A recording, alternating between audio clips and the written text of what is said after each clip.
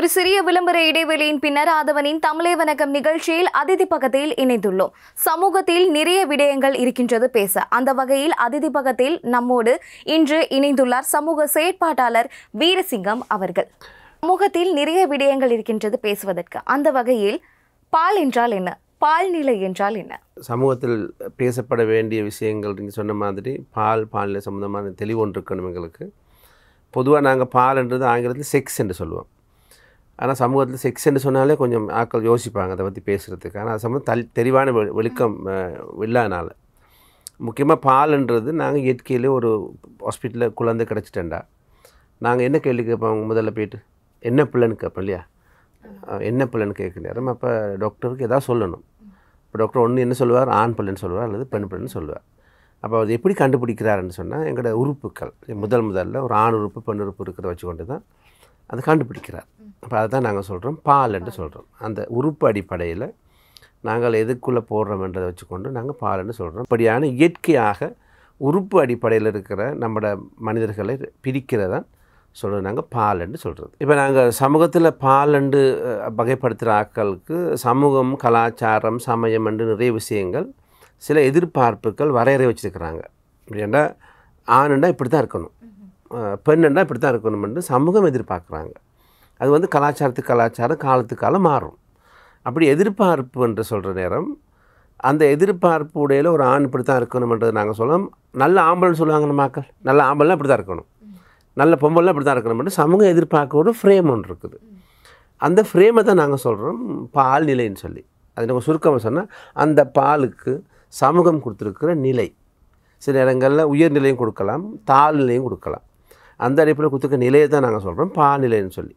அப்போ அப்படி நாங்கள் ஒரு ஆம்பளைன்னு சொன்னால் வீரமாக இருக்கணும், அல்லது சண்டை பிடிக்கணும், சிரிக்கக்கூடாது, கடுகடுன்னு இருக்கணும், அழுகக்கூடாது, உணர்வுகளை வெளிக்காட்டக்கூடாது, இப்படியான விஷயங்கள் சமூகத்தை எதிர்பார்க்குறாங்க. ஆனால் ஒரு பெண்ணுண்டா அழுகணும், சிரித்த முகமாக இருக்க, எவ்வளோ கவலையாக இருந்தாலும் சிரித்த முகமாக இருக்கணும், இப்படியான விஷயங்கள் சமூகம் எதிர்பார்க்குது. இந்த எதிர்பார்க்கிறத நாங்கள் சொல்கிறோம் பால்நிலைன்னு சொல்லி. அதை நாங்கள் ஆங்கிலம் சொல்லுவோம் ஜெண்டர்ன்னு சொல்லுவோம். அப்போ இந்த ஜெண்டர்ன்னு சொல்கிற இந்த எதிர்பார்ப்பு மாறலாம். ஒரு பெண்ணுக்கிட்ட இந்த குணங்கள் இருக்கலாம், ஒரு ஆண்கிட்ட சமூகம் எதிர்பார்க்குற கடினமாக இருக்கிறதோ வீரமாக இருக்க குணங்கள் இருக்கலாம், ஒரு ஆணுக்கிட்ட மென்மையான விஷயங்கள் இருக்கலாம். இந்த பால்ன்றது இயற்கையாகவே இருக்குது எங்களுக்கு. அது பிறக்கிற நேரமே தீர்மானிக்கப்படுறது. பால் நிலை என்று சமூகத்தில் தீர்மானிக்கப்படுறது. காலத்துக்கு காலம் மாறலாம், மாற்றம் அடையக்கூடிய விஷயங்கள் தான் பால்நிலை. ஆகவே அந்த தெளிவு நிறைய பேர் இல்லாதனால அநேகமானவங்க பாலையும் குழப்பி கொண்டிருக்கிறாங்க. இப்படி தான் எங்களோட உணர்வுகள் தீர்மானிக்கிறதுக்கு எங்களோட குரோமோசோம்னு சொல்லுவாங்க, டிஎன்ஏன்னு சொல்லுவோம். நமக்கு எங்களுக்கு 22 சோடி இருக்குது. எல்லாருக்குமே 22 சோடிகள் இருக்குது. அது ஆண்களுக்கு இருக்கிறது XY என்ற சோடி, பெண்களுக்கு இருக்கிறது XX என்ற சோடி. அப்போ எங்களுக்கு நாங்கள் கண்டுபிடிக்கிற ஆணா பெண்ணை கண்டுபிடிக்கிறோம். உங்களுக்கு தெரியும், கிட்டத்தில் பாக்ஸின் நேரம் ஒரு பெண் பாக்ஸின் வேர்ல்டு ஒலிம்பிக்கில் அவள் பெண் தான். ஆனால் அவள் ஆனா பெண்ணான ஒரு பெரிய இது ஒன்று கடைசியில் அவள் பெண்ணுன்ட்டு தான் மெடல் கொடுத்தாங்க. அப்போ அது அந்த நேரம் நிறைய சமூகத்தில் பெரிய கலந்துரால் போச்சு, ஏன் அப்படி நடந்துச்சுன்னு சொல்லி. அப்போ இது குரோமோசோம் தான் எங்களை தீர்மானிக்குது, அது சொல்கிற டிஎன்ஏ. அப்போ ஆண்களுக்கு இருக்க வேண்டியது XY என்ற டிஎன்ஏ, அது 23 சோடி இருக்குது. பெண்களுக்கு இருக்கிறது 23 சோடி, 23 இருக்குது. நம்ம மீதி 22 குரோமோசோம் இருக்குல்ல எங்களுக்கு. அதுதான் எங்களோட உணர்வுகளை, எங்களோட முகத்தை, எங்களோட தலைமுடியை, எங்களோட உதடை, எங்களோட உயரத்தை, எங்களோட நோயை எல்லாம் தீர்மானிக்கிறது மீதி 22 குரோமோசோம். ஆனால் 23வது உறுப்பில் கண்டுபிடிச்சோம்ல நாங்கள், மீதி 22 எப்படி இருக்குன்னு யாருக்கு தெரியும்? கண்டுபிடிக்கல. அப்போ அதுவும் XXYயாகவும் இருக்கலாம். அப்போ எங்களுக்கு சரியாக சொல்லலை அதை பற்றி, இன்னும் ஒரு பெரிய ஆய்வுகள் நம்மகிட்ட இல்லை. ஆகவே உள்ளுக்கு இருக்க அந்த டிஎன்ஏங்களை எப்படி தூண்டுதோ அதுக்கேற்ற மாதிரி நாங்கள் செயல்படுவோம். ஆகவே மீதி 22 டிஎன்ஏ எங்களை எப்படி தூண்டுதுன்னு யாருக்கும் தெரியாது. அது எங்களுக்கு மட்டும் தெரிஞ்ச விஷயம். அது மட்டும் இல்லாமல் எங்களுக்கு இன்னும் கொஞ்சம் ஹோமோன்ஸ் இருக்குது, டெஸ்டஸ்டரோன் இருக்குது, ஈஸ்ட்ரஜன் இருக்குது. அதுவும் எதிர்பால கவர்க்கிற ஹோமோன்ஸ். ஆக எல்லா ஆணுக்கும் ரெண்டும் இருக்குது, பெண்ணிட ஹோமோன்ஸும் இருக்குது, ஆண்ட ஹோமோன்ஸும் இருக்குது. அது எப்படி எங்களோட உள்ளுக்கு இருக்குதுன்னு தெரியாது. ஆக இப்படியான டிஎன்ஏயும் ஹோமோன்ஸுகளோட தாக்கமும் எங்களுக்கு அப்படியான உணர்வுகளை, ஆசைகளை ஏற்படுத்தலாம். அது இயற்கை. ஆகவே அதை தொடர்பாக நாங்கள் ரொம்ப ஆழம் போயிட்டு ஏன் வருதுன்னு அப்படி ஒரு ஆண் பெண்ணு காதுக்கு நாங்கள் அப்படி கேட்க போகிறது இல்லையே, ஏன் அப்படி என்று கேட்குறது இல்லை. ஏனென்றால் நாங்கள் பால்நிலை என்று சொல்கிற நேரம் சமூகத்தில் எதிர்பார்ப்பு நிறைய இருக்குது தானே. சமூக எதிர்பார்ப்புனால் நாங்கள் ஒரு வரையறைக்கு போட்டுக்கிறோம். ஆண் இப்படி தான் இருக்கணும், பெண் இப்படி தான் இருக்கணும், மற்றவங்களும் இப்படி தான் இருக்கணும், ஒரு ஃப்ரேமில் போட்டு வச்சிடறோம். அந்த ஃப்ரேமில் போட்டு வைக்கிறனால நம்மளோட உணர்வுகளை வெளிக்காட்டலாம் நிலைமை இருக்குது. எங்களுக்கு விருப்பமான தொழில் செய்யலாம் இருக்குது, விருப்பமான விஷயங்களை படிக்க இல்லாமல் இருக்குது. ஏன்னா ஒரு ஃப்ரேமுக்குள்ளே நாங்கள் இறுகி இருக்கிறோம். விசேடமாக அதை பெண்கள் எடுத்துக்கிட்டிங்கன்னா, பெண்களில் வந்து இது இப்படி தான் இருக்கணும்னு வரையறை போட்டிருக்காங்க. இப்படி தான் உடுத்தணும், அப்படி உடுத்தலாட்டி நல்ல பொம்பளை இல்லை, இப்படி தான் அவங்க நடந்து கொள்ளணும் அப்படின்னு ஒரு பழைய சிந்தனைகள் பரப்பப்பட்டு ஒரு வரையறை இருக்குது. அந்த வரையறை இருக்கிறனால அவங்களுக்கான இறுக்கம் அதிகமாக இருக்குது. அதனால் அவங்களோட வெளியில் வாரத்துக்கு, சுதந்திரமாக அவங்களோட வாழ்க்கையை அனுபவிக்கிறதுக்கு, அவங்களோட மனித உரிமையை அனுபவிக்கிறதுக்கான வாய்ப்புகள் நிறைய இல்லாமல் போகுது. ஆண்களுக்கும் அப்படி தான். ஆகவே நாங்கள் இந்த சமூகத்தால் உருவாக்கப்பட்ட கட்டமைப்பினால் ஒரு பெரிய இனம் அல்லது ஒரு ஒரு ஒரு ஒரு சமூக கட்டமைப்பு தாக்கத்துக்கு உட்படுதுன்னா கதைக்கு தான் வேணும். அதில் இன்னும் கொஞ்சம் உதாரணம் சொல்கிறதா இருந்தால், உங்களுக்கு தெரியும் இலங்கையில் 56% வாக்காளர்கள் பெண்கள். இலங்கையில் 56% வாக்காளர்கள் பெண்கள், 52% பெண்கள்.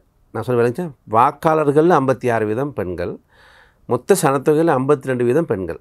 ஆனால் இலங்கையில் இந்த முறை எலெக்ஷனில் எத்தனை பெண்கள் போட்டிட்டாங்க? வேட்பாளராக இருந்தாங்களா? அப்போ நாங்கள் பிரதிநிதித்துவ ஜனநாயகம்னு சொல்கிறோம். பிரதிநிதித்துவ ஜனநாயகம்னா பெண்களில் பிரதிநிதித்துவம் இருக்கணும். சரியா? பிரதிநிதித்துவ ஜனநாயகத்தில் சரினா பாராளுமன்றத்தில் 56% பெண்கள் இருக்கணும். இலங்கை ஜனாதிபதி தீர்மானிக்கிறது பெண்களாக இருக்கணும். அப்போ பெண்களில் பிரதிநிதித்துவம்னா ஜனாதிபதி பெண்ணாக தான் இருக்கணும். ஆனால் அப்படியான பிரதிநிதித்துவம் இல்லாமல் இருக்கிறதுக்கு காரணம் நாங்கள் ஆண்கள் அந்த அதிகாரத்தில் நாங்கள் கண்ட்ரோல் பண்ணிக்கிறோம். ஏன்னா சமூகம் ஆண்களுக்கு தான் கூட அதிகாரத்தை கொடுக்குது, கண்ட்ரோலை கொடுக்குது, டாமினேட் பண்ண கொடுக்குது, ஆகவே தீர்மானம் எடுக்க கொடுக்குது வீட்டில எல்லாம்.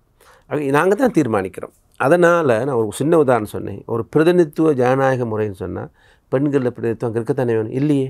ஏன் இல்லைன்னு கேட்டால் இது அந்த சமூகத்தில் பெண்கள் வீட்டுக்குள்ளே இருந்தால் போதும், அவங்க அடுப்பூதுனா போதும். அதனால் இந்த பழமொழியெல்லாம் அடுப்பூதும் பெண்களுக்கு படிப்பதற்குங்கிற மாதிரியெல்லாம் வந்து பெண்கள் அரசியலுக்கெல்லாம் போக தேவையில்லை, பிள்ளை குட்டி பற்றிட்டு வீட்டு இருந்தீங்கன்னா போதும். ஆகவே நல்ல பொம்பளை அப்படித்தான் அப்படிங்கிற அந்த கருத்தியல் கொண்டாந்து, இப்படியான கருத்தியெல்லாம் கொண்டாந்ததுனால பெண்களோட பங்களிப்பு, பெண்களோட துறைகள் சார்ந்த பங்களிப்பு, அரசியல் பங்களிப்பு எடுத்துட்டிங்கன்னா நீங்கள் நம்ம பிரதேச மட்டங்களில் பாராளுமன்றத்தில் 5.5% இருக்குது. பாராளுமன்றத்தில் மாகாண சபைகளில் 1.2% இருக்குது. பிரதேச சபைகளில் அதுவும் குறைவு. அதனால தான் அரசாங்கத்தில் சட்டம் கொண்டு வந்தாங்க 25% கோட்டா கட்டாயம் இருக்கணும். ஏன்னா அது ஒரு பெரிய பிழை. பெண்கள் தொடர்பான விஷயங்களை யார் கதைக்கிறது? ஏன்னா பெண்கள் தொடர்பான விஷயங்கள் நிறைய கதைக்கப்பட வேண்டும், தீர்மானம் எடுக்க வேண்டும். இப்போ மாதவிடாய் சம்பந்தமான விஷயங்கள் நாங்கள் இளைஞர் பேசிகிட்டு இருக்கிறோம். போன 2023 100க்கு 112% அடிச்சிருந்தாங்க டேக்ஸ் மாதவிடாய் சென்டரி பேடுக்கு. அப்போ அது எவ்வளோ தூரம், எவ்வளோ பெண்களுக்கு அது தாக்கம் ஏற்படுத்தும், எவ்வளோ பெண்களுக்கு பாடசாலை போகிற பிள்ளைகளுக்கு, வேலைக்கு போகிற பிள்ளைகளுக்கு அந்த காசு வாங்கலானால சாமான் வாங்கினா அரிசியாக மாவா சீனியா பேடாங்கிறதும் அரிசி மாவு தான் முக்கியத்துவம் கொடுப்பாங்க, பேடு கொடுக்க மாட்டாங்க. ஆனால் அந்த பெண்ணுக்கு தன்னை நடமாடும் வேலை செய்யறதுக்கான சுதந்திரம் எவ்வளோ ஒடுக்கப்படுகிறது. இப்போ அந்த இடத்துல அதை பற்றி கதைக்கிறதுக்கு பாராளுமன்றத்தில் இருந்தாங்க தான் அதை கழிச்சிருக்கலாம். அப்போ இவ்வளோ ஆண்களுக்குலாம் அவங்களுக்கு விளங்காது இல்லையா? இவ்வளோ தான் காய்ச்சாலும் நாங்கள் ஆண்களுக்கு பெண்களோட தேவைகள் விளங்காது. அந்த அடிப்படையில் அநேகமான அபிவிருத்தி அடைந்த நாடுகள் நாங்கள் சொல்லிக்கிற அல்லது மேற்குலக நாடுகள்னு சொல்லிக்கிற பெண்களுக்கான முக்கியத்துவத்தை, பெண்களுக்கான சம உரிமையை அதிகமாக கொடுத்துக்கிட்டு போகிற நாடுகள். ஆக நாங்கள் பாலின சமத்துவத்தில் இண்டிகேட்டர்ஸ், அந்த இண்டிகேட்டர்ஸில் மிகவும் உயரிய நிலை இருக்கிறது அநேகமாக ஸ்காண்டினேவிய நாடுகள், ஐரோப்பிய நாடுகள். ஏன்னா அங்கே எந்த ஒரு பெண்ணுக்கும் ஜனாதிபதியாக வரலாம், பிரதம மந்திரியாக வரலாம், பாராளுமன்றத்துக்கு வந்து தாய்ப்பால் கொடுத்து கொண்டே கதைக்கலாம். அப்படியான சுதந்திரம். அது நேரம் அவங்களுக்கு எஃபர்மேட்டிவ் ஆக்ஷன் நாங்கள் சொல்கிறோம். அவங்க வாரத்துக்கு என்னென்ன தடைகள் இருக்குதோ அந்த தடைகளை முன்கூட்டியே கண்டறிந்து அதுக்கான வாய்ப்புகளை ஏற்படுத்தின ஊடாக பெண்களுக்கு வரலாம்.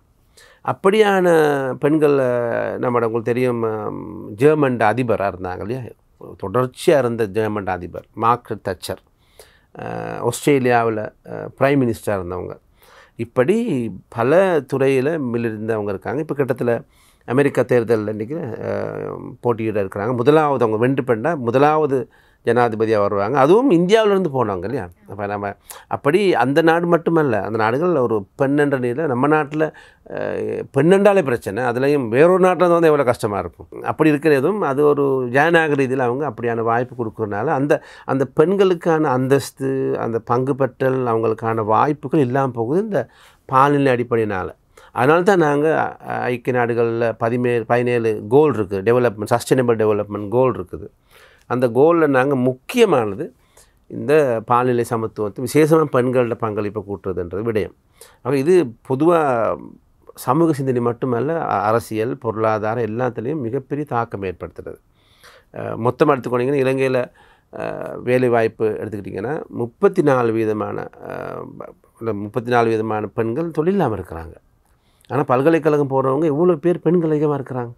அப்போ அவங்க திருமணம் முடித்த பிறகு பிள்ளை பார்த்துக்கிறதுக்காக வீட்டை நிப்பாட்டிடுறாங்க. அப்போ ஒரு பல்கலைக்கழகம் போனவங்க பிள்ளை பார்த்துக்கிறதுக்கு வீட்டில் இருக்கிற மாதிரி இருந்தால் அவங்களோட அந்த படித்த விஷயங்களை எப்படி சமூகத்துக்கு கொடுக்குறது?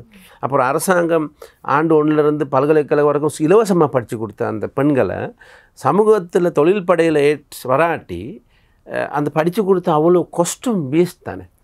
இப்போ அப்படியான அந்த சமூக சிந்தனையினால் பெண்களோட பங்களிப்பு எல்லா துறையிலும் இல்லாமல் போகுதாகவே அது கொண்டு வர்ற மாதிரி இருந்தால் இந்த பால்நிலை அடிப்படையான விடயங்கள் சமூகத்தில் கட்டாயம் கதைக்கப்பட வேண்டும். வன்முறைன்னு சொல்லுவோம் நாங்கள் அதிகமாக. இது நீங்கள் சொல்கிற அவ்வளவும் வன்முறை. ஒரு மனத்தில் ஒரு நபர் தனக்கு விருப்பம் இல்லாமல் உள்ளத்துக்கோ உடலுக்கோ வேதனை ஏற்படுத்துகின்ற எந்த ஒரு செயல்பாடும், அது நாங்கள் வன்முறையை வரைவிலக்கப்படுத்தின மாதிரி இருந்தால், ஒரு நபர் தனக்கு விருப்பம் இல்லாமல் தனது உடலுக்கோ உள்ளத்துக்கோ வேதனை ஏற்படுத்துகின்ற எந்த ஒரு செயற்பாடுமே வன்முறை தான். அப்போ நீங்கள் சொன்ன மாதிரி அது ஊடகமாக இருக்கலாம், வீட்டிலையாக இருக்கலாம், ரோட்லையாக இருக்கலாம். ஒரு நபர் தான் எப்படி இருக்கணும், தன்னை நட உடை எப்படி இருக்கணும்னு தீர்மானிக்கிறது அவராக இருக்கணும். அவருக்கு நாங்கள் கமெண்ட் பண்ணுறதுனா அவருக்கு வேதனை ஏற்பட்டால் அது வன்முறை தான். அப்போ அது இவர் நடை உடையாக இருக்கலாம், அவர்கிட்ட சிரிப்பாக இருக்கலாம். ஒவ்வொருவரும் தனித்துவம் உள்ளவங்க. அவங்களோட விருப்பு வெறுப்புகள் வித்தியாசம், நடை உடை பாவனை வித்தியாசம், அவங்களோட இமோஷனை வெளிக்காட்டுற விதம் வித்தியாசம், அவங்களோட எக்ஸ்ப்ரெஷன் வித்தியாசம் இல்லையா? அதான் நாங்கள் சொல்கிறோம் டைவர்ஸ் சொசைட்டின்னு சொல்கிறோம், பல்வகை தன்மை உள்ள சமூகம். அவங்க அந்த சமூகத்தில் அவங்களுக்கு அதான் மனித உரிமை பற்றி நாங்கள் பேசுகிறோம். மனித உரிமை பிரகடனத்தை சொல்லுதுன்னா ஒவ்வொரு நபரும் வித்தியாசமானவங்க. அப்போ அவங்களுக்கான தேவைகள் வித்தியாசம், அவங்க உணர்வுகளை வெளிப்படுத்துகிற வித்தியாசமாகவே அவங்களுக்கு அதை வெளிப்படுத்துறதுக்கான உரிமை இருக்கணும். அது தமிழர்களாக இருக்கலாம், தமிழர்களோட கலாச்சாரத்தை பற்றி நாங்கள் விமர்சிக்கலாம், முஸ்லீம்களாக இருக்கலாம், அவங்க உடையை பற்றி நாங்கள் விமர்சிக்கலாம். ஆகவே எந்த ஒரு நபரும் தன்னுடைய தனித்துவத்தை யாரும் விமர்சிக்க நேரம் தாக்கம் ஏற்பட்டால் அது வன்முறை தான். இப்போ அந்த வன்முறைங்கிறது நான் சொன்ன பாலியல் அடிப்படையில் பரவலாக இருக்குது. அது உண்மைக்குமே நாங்கள் சொன்ன வேண்டாம், உடல் ரீதியான வன்முறை, அடி உதையிலிருந்து கொலை செய்கிற வரைக்கும் இருக்கு இல்லையா? அப்போ உதாரணத்துக்கு நாங்கள் விசேடமாக பெண்கள் இங்கே ரோட்டில் போகிற நேரம் அங்கே வன்முறைக்கு உட்படலாம் என்ற ஒரு சிந்தனை ஏற்படுத்தி அவங்க பயத்தோடு நடக்கிறாங்களா இருந்தால் அது உள்ளத்துக்கு ஏற்படுற வன்முறை. நடக்கலாம் என்ற ஒரு பயம், வீட்டுக்குள்ளே போன நேரம் கணவனால் நடக்கலாமோ, மாமியார் அப்படின்னா ஒரு பயத்திலேயே வச்சிருக்கிறது, அது உள்ள ரீதியான வன்முறை. அடுத்து நாங்கள் சொல்லுவோம் பொருளாதார ரீதியான வன்முறை. வேலைக்கு போகக்கூடாது, காசு சம்பாதிச்சாலும் காசு அப்படி வாங்கிடுறது, சீதனம் வாங்குற டென்ஷனில் வச்சு ஒரு குடும்பத்தை சீதனம் வாங்குறது கூட பொருளாதார வன்முறை தான். அதே மாதிரி நாங்கள் ஒருத்தருடைய சொத்தை அபகரிக்கிறது அல்லது தன்னை சொத்தை அனுபவிக்காமல் தடுக்கிறது. இப்படியான ஒரு சமூகத்தில் ஒரு நபருக்கு, அது ஆணாக இருக்கலாம் பெண்ணாக இருக்கலாம், அது ஏற்படுத்துகிற தாக்கத்தை நாங்கள் சொல்கிறோம் பொருளாதார வன்முறை. அதே மாதிரி நாங்கள் சொல்கிறோம் டிஜிட்டல் வன்முறை. நம்ம சொன்னீங்களே, சமூக ஊடகங்கள்லையாக இருக்கலாம், டிவியாக இருக்கலாம், மெசேஞ்சராக இருக்கலாம், வாட்ஸ்அப்பில் இருக்கலாம். இந்த மாதிரியான சமூக ஊடகங்களூடாக ஒருத்தரோட மனதில் தாக்கத்தை அல்லது உடலுக்கும் உள்ளத்துக்கும் தாக்கத்தை ஏற்படுத்துகிற சொல்கிறது நாங்கள் டிஜிட்டல் வன்முறை. அதுமாதிரி பாலியல் ரீதியாக வார்த்தை பிரயோகமாக இருக்கலாம், கண்ணால் பார்க்குறதா இருக்கலாம், பொது இடங்களில் பாலியல் ரீதியான எரிச்சல் அல்லது தாக்கத்தை ஏற்படுத்தக்கூடிய தொடுகையாக இருக்கலாம், எத்தனித்தலாக இருக்கலாம். இப்படி நடக்கிற எல்லா செயற்பாடுகள் நாங்கள் சொல்லுவோம் பாலியல் அடிப்படையான வன்முறை. அந்த வன்முறை அநேகமாக பெண்களுக்கு நடக்குது. இலங்கையில் எடுத்துட்டிங்கன்னா பொது போக்குவரத்தில் 95% பொது போக்குவரத்தில் நாளாந்தம் பாலியல் ரீதியான வன்முறைக்கு உட்படுறாங்கன்னு கொழும்பு பல்கலைக்கழகம் செஞ்ச ஆய்வு சொல்லுது. அதே மாதிரி 40% பெண்கள் குடும்ப வன்முறைக்கு உட்படுறாங்க. ஒரு செகண்ட்லேயும் 3ல் ஒரு பெண் ஏதாவது ஒரு பால் ரீதியான துன்பத்துக்கு உட்படுறான்னு சொல்லிக்கிட்டு இருக்காங்க ஃபேக்ஸில். ஆகவே நாங்கள் அப்படி பார்க்கும் பொழுது பாலியல் அடிப்படையான வன்முறை எல்லாருக்கும் இருக்குது, ஆனால் கூட நடக்கிறது பெண்களுக்கு. ஆண்களுக்கும் நடக்கிற சந்தர்ப்பங்கள் நிறைய இருக்குது. ஏன்னா ஆண்கள் அவங்களோட உணர்வுகளை வெளிக்காட்டக்கூடாதுன்னு, அவங்கள அழக்கூடாதுன்னு பிளாக் பண்ணுறதுனால அவங்களுக்கு வேதனை ஏற்பட்டால் அவங்க கட்டாயம் சண்டைக்கு தான் போகணும் என்று விருப்பம் இல்லாமல் சண்டைக்கு போனாங்கன்னா, அல்லது அவங்க கட்டாயம் வன்முறையை பயன்படுத்தணும்னு நாங்கள் எதிர்பார்த்து வன்முறையை பயன்படுத்த தூண்டணுமெண்டா ஆண்களுக்கும் வேதனை ஏற்படும். ஆகவே அதுவும் வன்முறை தான். ஆகவே நான் சொன்ன இந்த அவ்வளோ தாக்கங்களும் ஒரு மனுஷனுக்கு விருப்பம் இல்லாமல் ஏற்படுத்தினோம்னா நாங்கள் சொல்கிறது வன்முறை என்று சொல்லி. பெண்கள் வந்து இப்போ உள்ள சூழ்நிலையில் வந்து எல்லா துறைகளுமே வந்து மேலோங்கி தான் இருக்காங்க. அதுலேயுமே பெண்கள் சமத்துவம் வந்து எல்லா துறைகளிலுமே வந்து முக்கியமாக வந்து காணப்படுகின்றது தான். எல்லாருமே வந்து சொல்லுவாங்க பெண்களுக்கும் நாங்கள் வந்து சரிக்கு சமமாக வந்து எல்லா விஷயங்களையும் நாங்கள் இடம் கொடுத்துட்ருக்கோம் அப்படின்னு. உண்மையிலே இந்த விஷயம் வந்து நிலவுதான். என்ன சொன்னதான் உங்களுக்கு பெண்களுக்கான முன்ன ஒப்பிடுற நேரம் முன்ன விட இன்றைக்கி நிறைய வந்துட்டாங்க. முன்ன பாடசாலைக்கு போகிறது குறைவு. முன்ன எங்களோட ஆட்சியெல்லாம் சைன் பண்ண மாட்டாங்க, ஏன்னா அவங்களுக்கு பாடசாலைக்கு போயிடாது.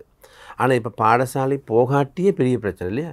அவங்க இன்றைக்கி பெண்கள் அநேகமானவங்க கல்வித்துறையில் முன்னுக்கு வந்தாங்க. பல்கலைக்கழகத்துக்கு போனீங்கன்னா ஆண்களை பார்க்குறது சரியான குறைவு. அதே மாதிரி நிறுவனங்களில் ஐடி தொழிலாக இருக்கட்டும், விமானம் ஓட்டுறதாக இருக்கட்டும், அல்லது கப்பல் ஓட்டுறதாக இருக்கட்டும், வாகனம், ஆர்மி, போலீஸ், எல்லா துறையிலையும் பெண்களோட பங்களிப்பு முன்ன விட கூட்டுச்சு. அது உண்மைக்குமே பாராட்டப்பட வேண்டிய விஷயம். ஏன்னா சமூகத்தில் இந்த கருத்துரையாடல், இந்த கருத்தியல் மாற்றங்கள் வரும் பொழுது பெண்கள் வராங்க.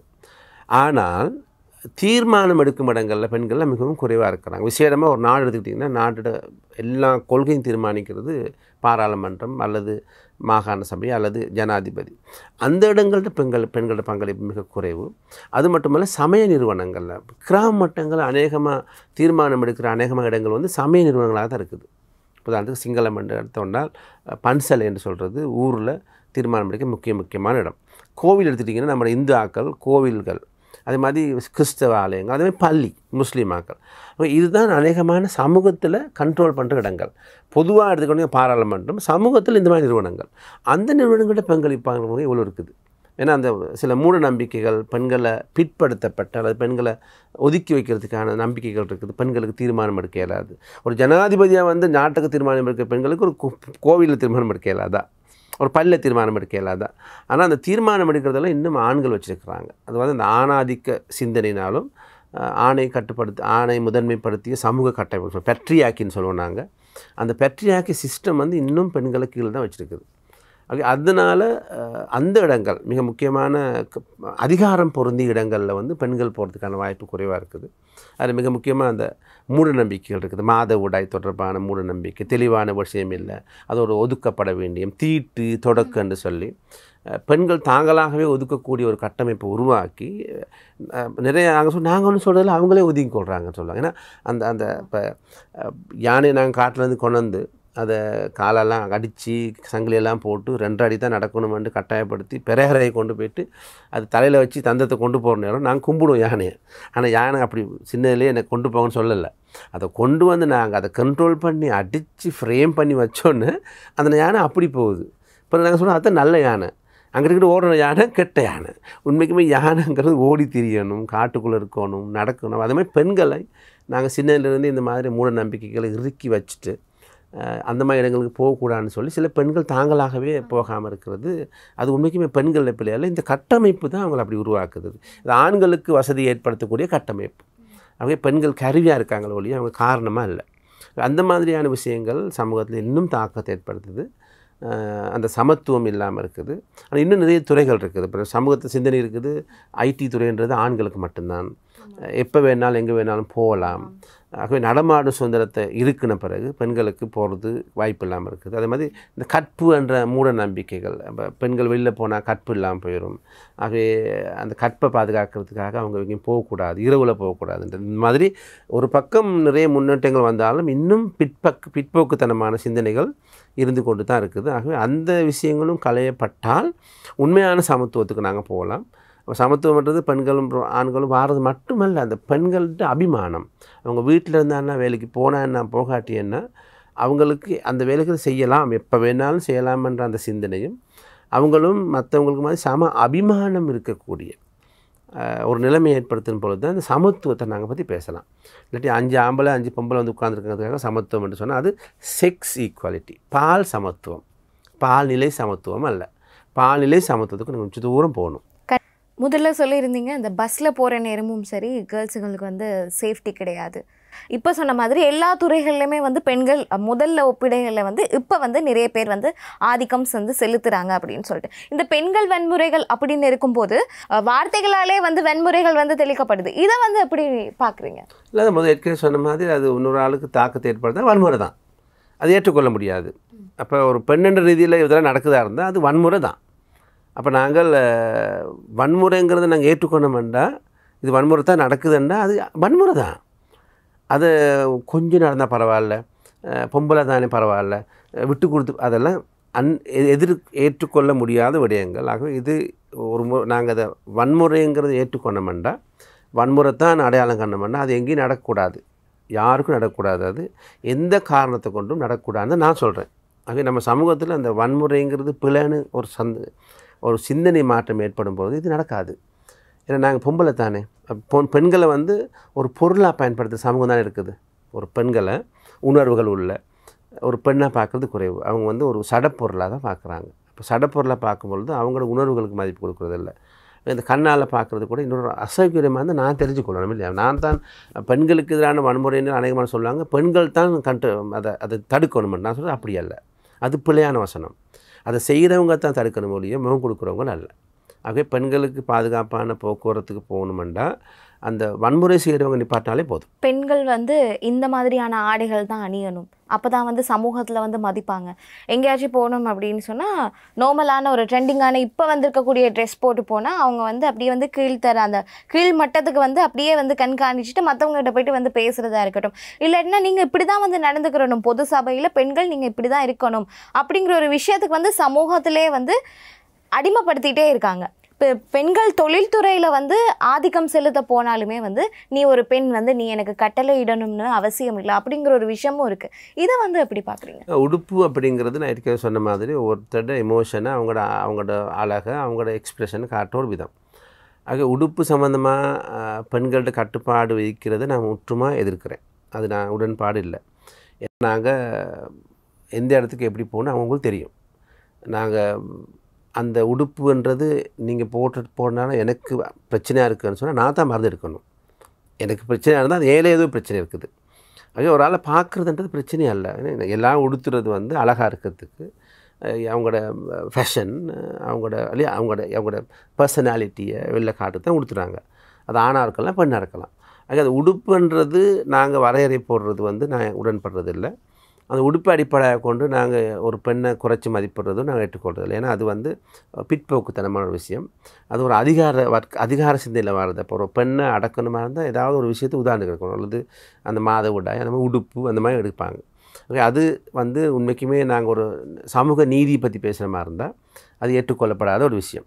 அதே மாதிரி நாங்கள் கட்டளையிடுறது அப்படிங்கிறது நாங்கள் ஒரு நிறுவன தலைவராக இருந்தால் அந்த அந்த அந்த ஆர்டருக்கு கட்டுப்பட்டு தான் ஆகணும். ஆனால் நம்ம சமூகம் சொல்லுது ஒரு பொம்பளை எப்படி கண்ட்ரோல் பண்ணுறது, அந்த கண்ட்ரோல்ன்றது ஆணுக்கு தான் இருக்கணும். ஆகவே இப்போ ஒரு ஜனாதிபதியாக வந்து ஒரு பொம்பளை வந்தோன்னு அது எப்படி அப்படி வந்தா அப்படின்னு ஒன்று வருது எங்களுக்கு. ஏன்னா ஒரு பொம்பளை வந்து நிறைவேற்ற அதிகாரம் கொண்டால் இருக்கக்கூடாது. இப்போ எப்பயுமே அடங்கி தான் இருக்கணும். ஆணுக்கு அடங்கி இருக்கணும், கட்டுப்பட்டு இருக்கணும், கட்டுப்படுத்தக்கூடாது. அடங்கி இருக்கணுமோ அடக்கக்கூடாது என்றெல்லாம் சிந்தனை இருக்குது. அதனால தான் நாங்கள் இராணுவ தளபதி அது மாதிரி இன்னும் யோசிக்கிறதே இல்லை. அதை பற்றி போலீஸ் அதிபர் பற்றிலாம் யோசிக்கிறதே இல்லைன்னு அதெல்லாம் கண்ட்ரோல் பண்ணுற இடம். ஓகே, கண்ட்ரோல் பண்ணுறவங்களாம் பெண்களாக இருக்கக்கூடாது, அடங்கி போகிறவங்களாக இருக்கணுமென்ற ஒரு சமூக சிந்தனை இருக்குது. அதான் பாலியலை சொல்கிறோம் நாங்கள். ஆக அது வந்து சமூகத்திலேருந்து மாற்றப்பட வேண்டிய விஷயம். ஏன்னா ஒரு தொழிலுக்கு ஒரு பொறுப்புக்கு அந்த பொறுப்பு கட்டுப்பட வேண்டிய எல்லாத்துலேயும் கடமை. ஒரு பெண்ணுக்காக இருந்தாலும் நாங்கள் அதை விமர்சனம் பண்ண இயலாது. அது அப்படித்தானே அப்படித்தான். ஆனால் ஒரு ஆண்டு ஒரு நாங்கள் தலை குனிஞ்சு போகிறோமே இல்லையா, அது வந்து நம்ம ஆணுன்ற அதில் நாங்கள் தலை குனிஞ்சு போகிறோம், பெண்ணென்றெல்லாம் நாங்கள் எதிர்க்கிறோம் என்று சொன்னால் அது எங்களுக்குள்ள ப்ராப்ளம் ஒழிய கடமை சம்பந்தமான பிரச்சனை அல்ல. அதுதான் நாங்கள் சொல்கிறோம் பாலியல் அடிப்படையான வன்முறைன்னு சொல்லி. ஒரு பெண் ஒரு போஸ்ட்டுக்கு வந்த பிறகு அவங்கள பெண்ணென்ற ரீதியில் விமர்சித்தும் அவங்களோட கடமை செய்ய விடாமல் தடுக்கிறதும் வன்முறை தான். ஆகவே நாங்கள் நான் எப்படி ஏற்றுக்கிறேன்னு சொன்னால் அது பிழையான விடயம். நாங்கள் அந்த போஸ்ட்டை பார்க்கணும் ஒழிய அதில் ஆண் இருக்காங்களா பெண் இருக்காங்களா பார்க்குறது முக்கியமல்ல. சமூகத்தில் இந்த மாதிரியான விடயங்கள் நடக்குது, அதே வீட்லேயுமே வந்து இதே மாதிரியான விடயங்கள் தான் நடக்குது. வெளியில் நாங்கள் பேசக்கூடிய விஷயம் வந்து நிறையவே இருக்குது, நாங்கள் பேசிட்டோம். ஆனால் வீட்லேயும் பார்த்திங்க அப்படின்னா அம்மா வந்து காலையில் எழுந்திரிச்சு கட்டாயம் வந்து ஆக்கி ஆகணும், கட்டாயம் வந்து துணி துவைச்சே ஆகணும், கட்டாயம் வீட்டை பெருக்கி ஆகணும். ஏன்னா அம்மாவோட ஷெடியூலிங்னு சொல்லிட்டு நம்ம வீட்டு ஆக்கிலே வந்து அப்படியே வந்து ஆர்டர் பண்ணி கொடுத்துருவாங்க. கட்டாயம் நம்மளுக்கு வந்து பிள்ளைகளுக்கு வந்து சாப்பாடு அந்த டைமுக்கு வந்து வச்சாகணும். அதுலேயும் முக்கியமாக பெண்கள் தான் வந்து ஆண்கள் சாப்பிட்டா அந்த கோப்பையை கூட அவங்க தான் கழுவி வைக்கணும். முன்னைய காலத்துல இருந்தே இல்லை வந்து அந்த ஆண்களே வந்து கோப்பையை கழுவி வைக்கக்கூடாது, வீட்டு ஆண்கள் வந்து சமையல் பக்கத்து வந்து சமையல் அறை பக்கத்து வந்து போகக்கூடாது.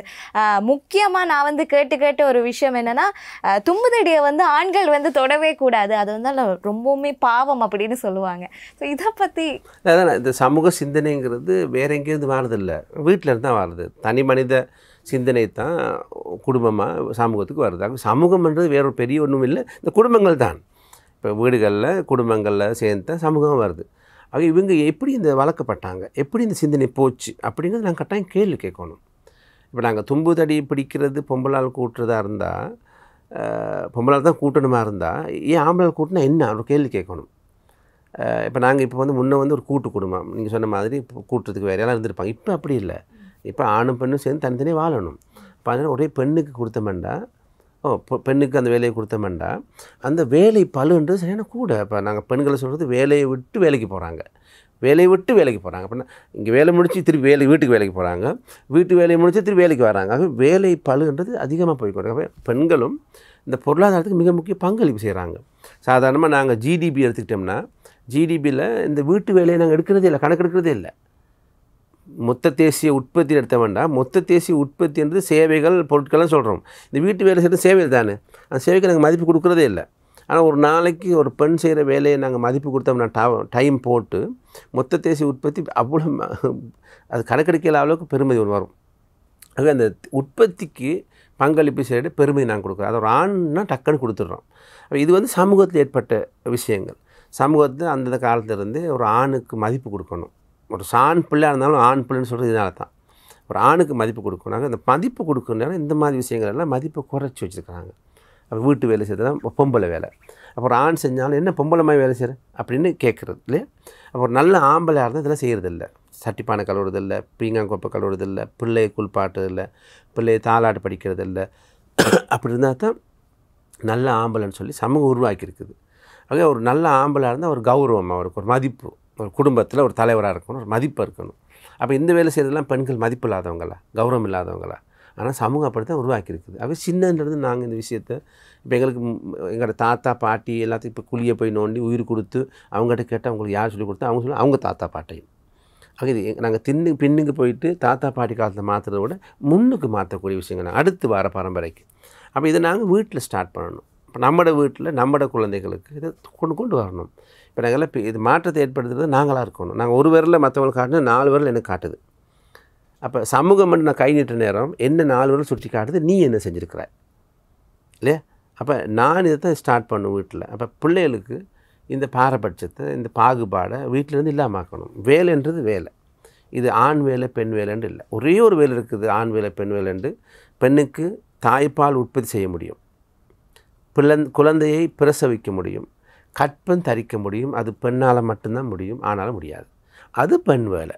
வேறு எந்த வேலையும் ஆண் வேலை பெண் வேலை என்றல்ல. சில நேரங்கள் நான் ஒரு பாடசாலை ப்ரோக்ராம் செய்ய நான் சொன்னேன் முன்னே, பிள்ளைக்கு பால் கொடுக்குறது பெண்கள் மட்டும்தான். அப்படி தானே, நானும் அப்படி தான் சொன்னேன். அப்போ ஒரு தம்பி, சார் அப்படி இல்லையே சார் அப்படின்னா ஏன்னு கேட்டேன். அடுத்த வீட்டில் எங்கள் அங்கிள் பால் கொடுக்குறாருன்னு சொன்னான். அது எப்படிடா தம்பின்னு கேட்டோன்னு, அந்த ஆண்டி பால் எடுத்து ஃப்ரிட்ஜில் வச்சுட்டு போகிறார், அங்கிள் கொடுக்குறாரு, சிம்பிளாக சொன்னேன். ஆகிய தாய்ப்பால் கொடுக்குறதுன்ற விஷயம் கூட ஆண்களால் முடியும். ஆகிய தாய்ப்பால் உற்பத்தி செய்வது மட்டும்தான் பெண்களால் முடியாது. இந்த வேலை தவிர மற்றது அவ்வளோ வேலையும் பால்நிலை அடிப்படையில் கொண்டாந்து வேலை. பெண்களுக்கு மதிப்பை குறைக்கிறதுக்கும் ஆண்களோட மதிப்பை கூட்டுறதுக்கும். ஆகவே நாங்கள் தான் அதை ஸ்டார்ட் பண்ணணும். அதில் விசேஷமாக ஆண்கள் எங்களுக்கு பெரிய பொறுப்பு ஒன்று இருக்குது. ஏன்னா இந்த எங்களுக்கு இருக்க இந்த அதிகாரத்தை நாங்கள் பரவலாக்க செய்யணும். எங்களுக்கு சமூகத்தை கொடுத்துருக்க அதிகாரத்தை நாங்கள் தான் இல்லாமாக்கணும். ஆகவே அது அந்த லீடர்ஷிப் எடுக்கிற வேலை எங்களுக்கு இருக்குது. அதே மாதிரி பெண்களுக்கும் இருக்குது. சில பெண்கள் இன்னும் நினச்சிக்கிட்டு இருக்கிறாங்க ஆம்பளைலாம் இப்படி தான் இருக்கணும், சட்டிப்பானை கூட நல்ல ஆம்பளை இல்லை. ஆகவே ஆண்கள் மாற்று நேரம் அந்த மாற்றத்துக்கு பெண்களும் தயார்படுத்தி அவங்கள தூண்டுறதுக்கான வழிவகைகளையும் செய்யணும். அதே மாதிரி பெண்களுக்குள்ளேயும் இந்த கலந்துரையாடல் வரணும். ஏன்னா நாங்களும் அடிமையாக இருக்கல, நாங்களும் வெளில வரணும். ஆகவே வீட்டு வேலைகளை ஆம்பளை பிள்ளைகள் இருக்கிற நேரம் அவங்களுக்கு பகிர்ந்து கொடுக்குறதுக்கு வீட்டில் பழக்கணும். பிள்ளைகளை சட்டிப்பானை கழுவ, வீடு கூட்ட, துணி துவைக்க, இதெல்லாம் பழக்கணும். அப்படி நாங்கள் 2 பேர் சேர்ந்தால் தான் இந்த மாற்றத்தை கொண்டு வரதுக்கு தனியாக இல்லை, 2 பேரும் சேர்ந்து நீங்கள் சொன்ன மாதிரி குடும்பம் தான் பல்கலைக்கழகம். நல்லதொரு குடும்பம் பல்கலைக்கழகம். ஆகவே படிக்க வேண்டிய விஷயம் நிறைய இருக்குது. மாற்ற வேண்டிய விஷயம் நிறைய இருக்குது. நீங்கள் சமூகத்தை மாற்றி நாட்டை மாற்றுறதுக்கு முதல்ல நம்ம வீட்டை மாற்றினோம்னாலே போதும், நாடு ஆட்டோமேட்டிக்காக மாறிடும். சமூகம் மட்டும் வேறு எங்கேயும் இல்லை, நம்மள தான் தொடங்குது. இந்த சிந்தனை மாற்றங்கள் கலந்துரையாடல்கள் கூட கூட நடக்கணும். அதை நாங்கள் சொல்லுவோம் கிரிட்டிக்கல் அனாலிசிஸ் சொல்லுவோம். நாங்கள் கிரிட்டிக்கலாக அதை விமர்சிக்கணும். அதே மாதிரி நாங்கள் சொல்லுவோம் பகுத்தறிவு. எங்களுக்கு 6வது அறிவு இருக்குன்னு சொல்கிறோம் தானே, இந்த 6வது அறிவு மட்டும் படித்தாலே போதும். இது சரியா பிள்ளையா, உண்மைக்குமே இது லாஜிக் ஒன்று இருக்குதா, இந்த வேலையை ஆன் செய்யக்கூடாது என்ற விஷயங்களையும், மாதவிடாய் போன்ற விஷயங்கள் உண்மைக்குமே அது சயின்டிஃபிக்காக அது படிப்பிக்கணும் பாடசாலைகளில். மாதவிடாய்னா என்னங்கிறது அதுக்கு ஒரு பூசப்பட்ட ஒரு சமய சிந்தனை கொடுத்த பிறகு நாங்கள் அது சமய கேள்வி கேட்கக்கூடாதுன்னு விட்டுறோம். கேள்வி கேட்காத எந்த விடயமுமே இல்லை. ஏன் என்ற கேள்வி கேட்காமல் மாற்றமில்லை. இதெல்லாம் சொல்கிற நேரம் ஏன் அப்படி செய்யக்கூடாது, ஏன் அப்படி செய்யணும் என்ற கேள்வி கேட்கறதுக்கு நாங்கள் பழக்கினாலேயே மாற்றத்திட்ட பாதியை நாங்கள் கொண்டாந்துடலாம். அதுலேயுமே பெற்றோர்கள் வந்து பிள்ளைகளுக்கு சொல்லிக் கொடுக்க வேண்டிய விடயங்கள் என்ன? இந்த பால்நிலை சமத்துவமாக இருக்கட்டும், பால்நிலையாக இருக்கட்டும், பெற்றோர்கள் வந்து பிள்ளைகளுக்கு இந்த விடயங்கள் பண்ணுனா, ஒரு ஆணாக இருந்துட்டு ஒரு பெற்றோர் வந்து ஒரு மகனுக்கு வந்து ஒரு மகளுக்கோ இல்லாட்டினா நீ அண்ணாவாக இருக்க, நீ தங்கச்சிக்கு இதெல்லாம் விஷயம் எல்லாம் சொல்லிக் கொடுக்கணும், நீ ஒரு ஆணாக இருந்துட்டு மற்ற பெண் பிள்ளைகளிடம் எப்படி வந்து நடந்து கொள்ளணும் அப்படின்னு ஒரு பெற்றோர்கள் வந்து என்ன மாதிரியான விடயங்கள் வந்து தன்னோட பிள்ளைகளுக்கு வந்து சொல்லிக் கொடுக்கணும்? முதல்ல பெற்றோர் சொல்லிக் கொடுக்கறத அவங்க வீட்டில் செய்யணும். ஏன்னா பிள்ளைகள் கேட்குறத பார்க்குறத தான் படிக்கிறாங்க கூட. அவங்க பெற்றோர் வீட்டில் தண்ட கணவன் மனைவி இடையில் முரண்பாடுவா நேரம் கையாளுற விதம், தண்ட மனைவிக்கு நாங்கள் மதிப்பு கொடுக்குற விதம், நாங்கள் பேசுகிற வார்த்தையிலேருந்தே இருக்காது. நாங்கள் எப்படி வீட்டில் இந்த வேலைகள் செய்கிறோம் அப்படிங்கிறது பிள்ளைகள் பார்த்துட்ருக்குறாங்க. ஆகவே நாங்கள் ரோல் மாடலாக இருக்கணும் பெற்றோர். ஆகவே நாங்கள் சொல்லிக் கொடுக்குறது இப்போ வந்து சொல்லிக் கொடுக்குற சமூகம் இல்லை, செய்கிறத பார்த்து சேர்த்துருந்த சமூகம் தான் கூட இருக்குது. அங்கே வீட்டில் நாங்கள் சட்டிப்பானைகளிலிருந்து வீடு கூட்டலிருந்து ஒரு முரண்பாடு வர அந்த கையாளுற விதத்துலேருந்து எங்களோட பிள்ளைகள் வந்து நாங்கள் சொல்கிறது ஃபாதர்ஸ் அப்பா அம்மா 2 பேர் இருக்கிறாங்க. ஒருத்தர் சொல்கிறது பயாலஜிக்கல் ஃபாதர், உயிரணு மூலமாக விந்து கொடுத்தனால வந்த ஃபாதர். மற்றது இமோஷனல் ஃபாதர். இமோஷனல் பிள்ளைகள் பார்த்துட்ருக்குறாங்க. கூட வந்து பிள்ளைகள் வந்து எதிர்பார்க்குறாங்க அந்த அந்த இமோஷனை வெளில காட்டணும். அப்போ எங்களை அப்பா வந்து இமோஷனல் கனெக்ட் ஆகிறாரா அப்படின்னு பார்க்குறாங்க. அங்கே நாங்கள் சமூகத்தை எதிர்பார்க்க நீங்கள் சொன்ன மாதிரி ஒரு கடுக்கட்டுன்னு இதெல்லாம் கூட்டாமல் இருந்தோம்னா பிள்ளைக்கு டச் இல்லாமல் போயிடும். அங்கே நாங்கள் சம்பாதிச்சு கொடுக்குற ஒரு ஆம்பளை மட்டும்தான். நாங்கள் சமூகம் எதிர்பார்க்குற இந்த விஷயனால நிறைய விஷயம் நாங்கள் இழக்கிறோம். பிள்ளைகளோட பாசத்தை இழக்கிறோம், பிள்ளைகளோட உறவு இழக்கிறோம். அம்மா பிள்ளை அப்பா பிள்ளை கேட்டால் அநேகமான பிள்ளை அம்மா பிள்ளை சொல்கிற அளவுக்கு நாங்கள் ஒதுங்கி இருக்கிறோம். நாங்கள் அப்பாங்கிற இதில் முதலாவது வீட்டில் இந்த மாற்றங்களை செய்யணும். இது கொஞ்சம் கஷ்டமாக இருக்கும். ஆனால் பிள்ளைகள் மாறணுமா இருந்தால், சமூகத்தை மாற்றணுமா இருந்தால் நாங்கள் அவங்களுக்கு சொல்லி கொடுக்குறத விட செஞ்சு கொடுக்குறது மிக முக்கியமான விஷயம். அதனால் நாங்கள் பிள்ளைகளுக்கு இமோஷனலாக கரைக்கிற நேரம் வீட்டில் ஸ்பேஸ் கொடுக்கணும், அவங்களுக்கு தீர்மானம் எடுக்கிறதுக்கு சந்தர்ப்பம் கொடுக்கணும், அவங்கள விமர்சிக்கிறதுக்கான இடத்த கொடுக்கணும். அதனால் அவங்களோட உரிமைகளுக்கு நாங்கள் மதிப்பு கொடுக்கணும். அதை பார்க்குறது பிள்ளைகள் அதை தான் அவங்களுக்கு மனைவியோடையோ ரோட்டில் போகிற பொம்பளை கூட செய்வாங்க. பிள்ளைகள் பிள்ளையான விஷயங்கள் பேசுனாங்கன்னா அதை நாங்கள் அவங்களுக்கு அடிக்காமல் சுட்டி காட்டணும், இது பிள்ளைன்னு சொல்லி. இன்னொரு பொம்பளை பிள்ளை இல்லை இன்னொரு நபரை உடம்பை பார்த்தோ அல்லது நடை உடையை பார்த்தோ சிரிக்கிற நேரம் வீட்டில் நாங்களும் சேர்ந்து சிரிக்காமல் அது வந்து பிள்ளை ஒன்றும் அடுத்த வீட்டில் உள்ளவங்களையோ அது நாங்கள் சுட்டி காட்டணும். பிள்ளைகள் வந்து இப்போ தான் படிக்கிறாங்க, எங்களுக்கு ஓரளவுக்கு எக்ஸ்பீரியன்ஸ் இருக்குது. அந்த அனுபவத்தை வச்சுக்கொண்டு பிள்ளைகளுக்கு அந்த விஷயம் நாங்கள் சொல்லி காட்டணும். பாரபட்சம் காட்டக்கூடாது. உதாரணத்துக்கு நாங்கள் எங்களோட வீட்டு முன்னுக்கு வராங்கன்னா வச்சுக்கோ, மீன் விற்கிறவங்க வராங்க வச்சுக்கோமே, அல்லது துப்புரவாக்கிறவங்க வராங்க வச்சுக்கோ, இப்போ நாங்கள் அவங்கள எப்படி அழைக்கிறோம் என்றதுலேருந்து பிள்ளைகள் பார்க்குறாங்க. மீன்காரன் என்று சொல்கிறோமா அல்லது மீன் அங்கிள் என்று சொல்கிறோமா. அப்போ நாங்கள் அவருக்கு ஒரு மதிப்பு கொடுக்குற நேரம் பிள்ளைகளும் மதிப்பு கொடுப்பாங்க. நாங்கள் பேசுகிற வார்த்தை, வீட்டில் கோபம் வந்த பிறகு என்ன வார்த்தை நாங்கள் பயன்படுத்துகிறோம், இதெல்லாம் பிள்ளைகள் பார்த்துட்ருக்குறாங்க. பிள்ளைகள் கெட்ட பேச்சு பேசுகிறதில்ல, பிள்ளைகள் கேட்ட பேச்சு தான் பேசுகிறாங்க. பிள்ளைகள் செய்கிற செயல் ஒன்றும் புதுசாக செய்கிறதில்ல, நாங்கள் செஞ்சதை பார்த்து தான் செய்கிறாங்க. அது நாங்கள் தான் திருத்தணும்னு நான் நினைக்கிறேன். வீட்டில் பிள்ளைகளுக்கு சொல்லிக் கொடுக்குறத விட பிள்ளைகள் நாங்கள் செய்கிறத பார்த்து செய்கிறதுக்கு செஞ்சாலே போதும். இந்த வன்முறைகள் வந்து நம்மக்கிட்ட இருந்து தான் வந்து ஸ்டார்ட் ஆகுது அப்படிங்கிற விஷயத்தை நாங்கள் பிள்ளைகளுக்கு வந்து கண்டிப்பாக சொல்லியே ஆகணும். இதை எப்படி பார்க்குறீங்க? இதை வந்து எப்படி வந்து தடுத்து நிறுத்தணும் அப்படின்னு நீங்கள் நினைக்கிறீங்க? முதல்ல நாங்கள் சொன்ன மாதிரி பேசிக்காக வன்முறை இல்லாத நம்மளாம் வளரணும். வன்முறைங்கிறது ஏற்றுக்கொள்ள முடியாதது. வன்முறைங்கிறது இன்னொரு ஆளுக்கு தாக்கத்தை கட்டாயம் ஏற்படுத்தும். வன்முறைங்கிறது இன்னொரு ஆளுடைய உடல் ரீதியில் தாக்கத்தை ஏற்படுத்தும்ன்றதை நாங்கள் உணர்ந்து கொள்ளணும். ஆக வன்முறை இல்லாத சூழலை வெளில போய்ட்டு ஏற்படுத்துகிறத விட முதல்ல நான் இன்டர்னல் எனக்கு பீஸ் தேவை. நான் உள்ளுக்கு ஒரு அமைதியான ஆளாக நான் இருக்கிறேன்னா, நான் ரொம்ப வன்முறை ஆளாக இருந்தேன்னா அது வெளில வரும். சொல்லுவாங்க பானையில் இருந்தால் தான் நகைப்பேல் வரும்னு சொல்லுவாங்க. பானையில் இருக்கிறது தான் நகைப்பேல் வரும். அவங்க என் வார்த்தையில் நான் வன்முறை செய்யலாம், அடிக்க தேவையில்லை, ஒரு வார்த்தை போதும். சொல்லுவாங்க தீயினால் சுட்ட புண் ஆறுமே ஆறாது நாவினால் சுட்ட வடு. அது வன்முறைங்கிறது அடிக்கணும்னு கட்டாயம் இல்லை, வார்த்தை போதும், ஒரு பார்வை போதும். பார்வை ஒன்றே போதுமேன்னு ஒரு பாட்டு இருக்குது இல்லையா, ஒரு பார்வை போதும். அவங்க என்னக்குள்ளே என்னென்ன மாதிரியான வன்முறை உணர்வுகளெல்லாம் எவ்வளோ இருக்குதோ அதுக்கேற்ற மாதிரி தான் வெளியில் வரும். ஆகவே நாங்கள் அப்போ ஒரு ஆணுங்கிற ரீதியில் சமூகத்தில் கொடுத்துருக்கிற வரையறை இல்லாத அதிகாரத்தை பரவலாக்க செய்யணும்னு நான் நினைக்கிறேன். அதே மாதிரி நாம் எங்களுக்குள்ள சமாதானத்தை வெளில போய் சமாதானத்தை இன்டர்னல் பீஸ்ன்னு சொல்கிறது, உள்ளுக்குள்ளே சமாதானத்தை ஊக்குவிக்கிறதுக்கு நாங்கள் தான் ப்ராக்டிஸ் பண்ணோம். ஏன்னா அது எங்களை தான் கொல்லும். இப்போ நான் ஒரு வன்முறையாளனா அல்லது நான் ஒரு இன்னொரு ஆளை துன்புறுத்தி கொண்டிருக்கேன்னா நான் எந்த நேரமும் சமாதானம் இருக்க மாட்டேன், பீஸ்ஃபுல்லாக இருக்க மாட்டேன். அப்போ எனக்குள்ளே ஸ்ட்ரெஸ் இருந்து கொண்டே இருக்கும் இல்லையா, அழுத்தம் இருந்து கொண்டே இருக்கும். இந்த அழுத்தத்தின் தாக்கம் ஒன்று மற்ற ஆளுக்கு வன்முறையாக கொண்டு போகும் அல்லது என்னையே நானே அழிச்சுக்கொள்வேன். இப்போ உங்களுக்கு தெரியும் உலகத்தில் செப்டம்பர் 10 நாங்கள் உலக தற்கொலையாளருக்கு விழிப்புணர்வு கொடுக்குறது நம்ம ஞாபகப்படுத்தினாங்க. அப்போ இலங்கையில் இப்போ 2023-22 3450 பேர் செத்துருக்காங்க, தற்கொலை செஞ்சுருக்கிறாங்க. அதில் 83% ஆம்பளாக்கள். அப்போ 83% ஆண்கள்ண்டா ஏன் அப்படி செய்கிறோம்? அப்போ எங்களுக்குள்ளே இருக்கிற அந்த ஸ்ட்ரெஸ் அந்த அழுத்தத்தை வெளியில் கொடுக்க எங்களுக்கு தெரியலை. ஒன்று மற்றவங்களை நாங்கள் கொள்கிறோம் அல்லது நாங்கள் எங்களை கொண்டு கொள்கிறோம். ஆக நாங்கள் அந்த இன்டர்னல் பீஸ்ன்றது மிக முக்கியம். ஆக வன்முறை இல்லாத சூழல் எனக்கு மிகப்பெரிய பயனாக இருக்கும் ஒரு ஆணுக்கு, அதே மாதிரி ஒரு பெண்ணுக்கு வீட்டில். ஆக முதலாவது வன்முறை இல்லாத சூழலை நாங்கள் உருவாக்கணும். அந்த சூழலை உருவாக்கி வன்முறைக்கு எதிராக நாங்கள் செயல்பட்டோம்னே போதும். அது நான் சொன்ன மாதிரி அடிக்கிறது மட்டுமல்ல, வார்த்தை, செயல், சிந்தனை, பார்வை எல்லாத்துலேயும் இருக்குது. அந்த வன்முறை இல்லாத சூழலை நாங்கள் உருவாக்கும் பொழுது வீடு வன்முறை இல்லாமல் இருக்கும். வீட்டில் பிள்ளைகள் வீட்டுக்கு வாரத்துக்கு சந்தோஷமாக வரணும். பாடசாலையோ எங்கேயோ வேலைக்கு போயிட்டு வீடை நோக்கி சந்தோஷம் வரக்கூடிய வீடாக இருக்கணும். ஐயோ வீட்டுக்கு போகிறோமாங்கிற அந்த பயம் இருந்துச்சுன்னா அந்த வீடு சந்தோஷம் இல்லை.